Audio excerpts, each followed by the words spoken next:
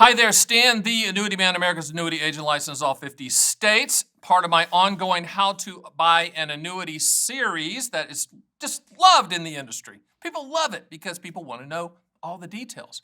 Today's topic is about setting up those annuity beneficiaries so when your Learjet hits the mountain, you make sure that the annuity company doesn't keep a penny even though they're on the hook to pay for the contractual guarantee that you put in place, yet when you die, all of that unused money will go to the beneficiaries if that's how you want to set it up. We're going to talk about that after this.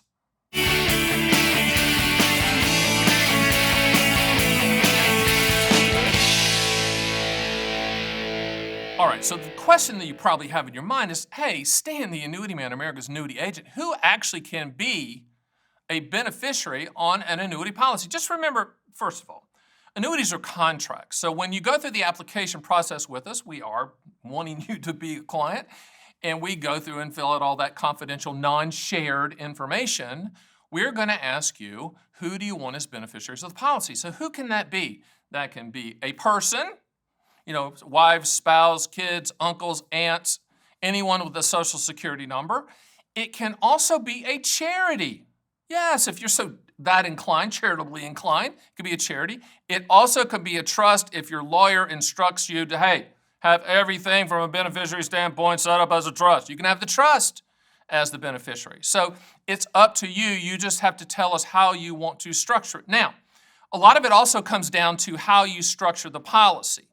Now, most people, not all, want to structure it so that the guarantees are in place, like the lifetime income guarantees, or if it's a principal protection product with interest, you're getting those guarantees, etc. But most people want to make sure that when they die, or if they die soon, unexpectedly, when their Lamborghini hits the tree, they want 100% of any unused money to go 100% to the listed beneficiaries of the policy, and the evil annuity company not keep a penny, even though they're on the hook to pay for the contractual guarantee that you signed up for. You can do that. Now, with some income products, you can structure, there's about 40 ways to structure it, but life only is the one that people have in their head a lot of time. Life only means that when your Learjet hits the mountain, money goes poof, and there's no money for the beneficiaries. But the majority, listen to me, the majority of people structure the lifetime income guarantees, if lifetime income is what you're trying to solve for, so that 100% of any unused money is going to go to your listed beneficiaries on the policy. You can structure that a myriad of ways. You can say, that lump sum when I die, I want it to go, I want that amount, I want it to go lump sum to my beneficiaries. I want them to get it all, one shot. Or, if you're like me, you don't want your daughter showing up to the funeral in a paid-for Lamborghini. You want them making payments on the Lamborghini. You set it up to where there's payments, that total amount left when you die, there's payments coming to them until the money's exhausted.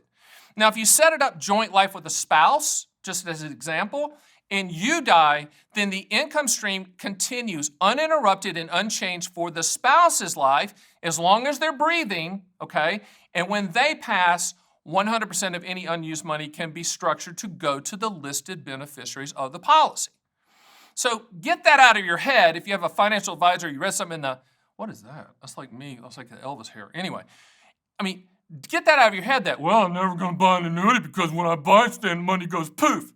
Don't be a dummy. That's only one of 40 ways to structure it. Now, let's talk about beneficiaries for a second because in most cases, beneficiaries are family members, right? And family members piss you off. And family members can be mean and nasty and change their tune, right? Nod your head. Beneficiary designations on annuity policies can be changed. Yes, you are in control. As long as you're breathing, you're in control. So if that daughter, son, uncle, aunt, wandering ambiguity of a family member makes you mad, you can, call us up. Hey, Stan the Annuity Man, bought the annuity from you. The process was great. The administrative team was great. I love your team. But I'm not in love with one of my beneficiaries now because I want to change them from the policy. We'll send you the form and we can change it. And there's no limitation upon changing. So if next Christmas they come to the Christmas party and they're not drunk and they give you a good present, then you call me in January and say, hey, put them back on the policy as a beneficiary. We can do that. The bottom line is you're in control of those beneficiaries and you can list pretty much as many as you want. Let's go through those beneficiary designations. Just as an example, you can have, let's just say it's on your life with cash refund. You can have your spouse as the primary beneficiary, and if something happens to her, you have the kids as secondary beneficiaries, and then you can have the grandkids as tertiary beneficiaries. Tertiary mean 3. So staggered, right? Primary wife, kids, and so if someone dies, they just move up like that. Again, you can change those beneficiaries, but just understand annuity strategies, lifetime income strategies, the structure of the policy can be customized, I'll repeat that, customized to fit your specific situation, goals, hopes, and dreams. There's not a one-size-fits-all. There's not, well, you should buy life with 20 years certain, or life with 10 years certain, or life with cash refund, or life with installment. That's the best. Anyone says that's the best way to structure it, they're not listening. They're not listening to you. What I'm going to ask you is, how do you want it structured? Let me spell out the ways that you can structure it. What fits your specific situation? There's a lot of you out there say, you know what? My kids are going to get a ton of stuff. They're going to get the house. They're going to get all my stocks and bonds. I'm going to get the highest contractual guaranteed payment, life only, and there's not going to be anything for the beneficiaries. That's fine. It's your call. But what I want to just point out is when you're setting up beneficiaries with policies, and remember, there's not just one annuity, there's not just one restaurant, there's not just one truck, there's not just one shoe.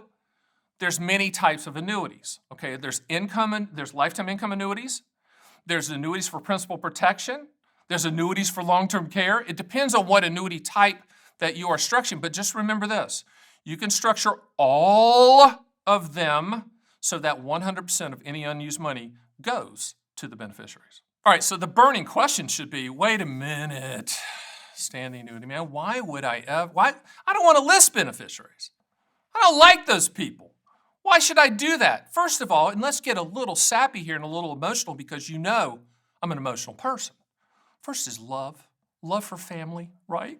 I mean, we want to take care of them. We want to take care of our kids. We want to take care. But that's not the real reason. The real reason is if you list someone as your beneficiary, person, place, or thing, right? You know, kids, wife, uncle, aunt, trust, charity, then it passes outside of probate. Got it? That's the reason. Now, love should be the reason, but we all know that's crazy talk for most people, for most rational people. It's about passing outside of probate. That's really the reason you should consider it. The other reason, too, most of you, if you're like me, my wife who grew up in middle of Nebraska, and for all you Nebraska people, love Nebraska, but where she's from, I always say, it's not the end of the world, but you can see it from there, right? My apologies for talking about Nebraska. I love mother-in-law and those people in the family there so much that I just, I got caught up with emotion for a second. But the bottom line is this. You really don't want your annuity stuff to go into probate. There's just an easy way to get around that. It is listing beneficiaries, again, people with Social Security numbers or charities or a trust as the beneficiary, and probate be damned, no probate. All right, like everything in life, nothing's just totally simple and easily explainable. I always say to people, if you can't explain it to a 9-year-old, don't buy it. But with the beneficiary designations, there are some caveats that obviously if you get to this point, I need to speak with you one-on-one. Go to my site at theannuityman.com, top left-hand corner, book a call with me to go over it. But just broad-based, 30,000 foot, you're in the jet, 30,000, and here's the details down here. We're going to stay right here for a second. With principal protection products like a multi-year guarantee annuity, and your beneficiaries are going to get the lump sum. Depending on the tax law, they do have choices on how they can take that money, over 5 years, over 10 years, et cetera. The recent Secure Act at the time of this taping last year has put in some provisions that are a little bit different. We do need to discuss those. For lifetime income products like immediate annuities, deferred income annuities, QLACs, those type of things, most of the owners, when they purchase that product, they set up those beneficiaries to receive payments. Some do the cash refund, but a lot of people choose the payments. It's kind of like handcuffing the beneficiaries, lovingly handcuffing them, click, so that they don't blow all the money in Vegas, right? Even though Vegas is a great place. So with that being said, just remember beneficiaries. You want to list them for love, right? And to avoid probate. And you can change them at your whim and leisure based upon how nice they are to you and how much you give a crap about them. How about that? Isn't that warm and fuzzy? Hey, Do me a favor, hit the subscribe button, and I'll see you on the next Stan the Annuity Man YouTube video.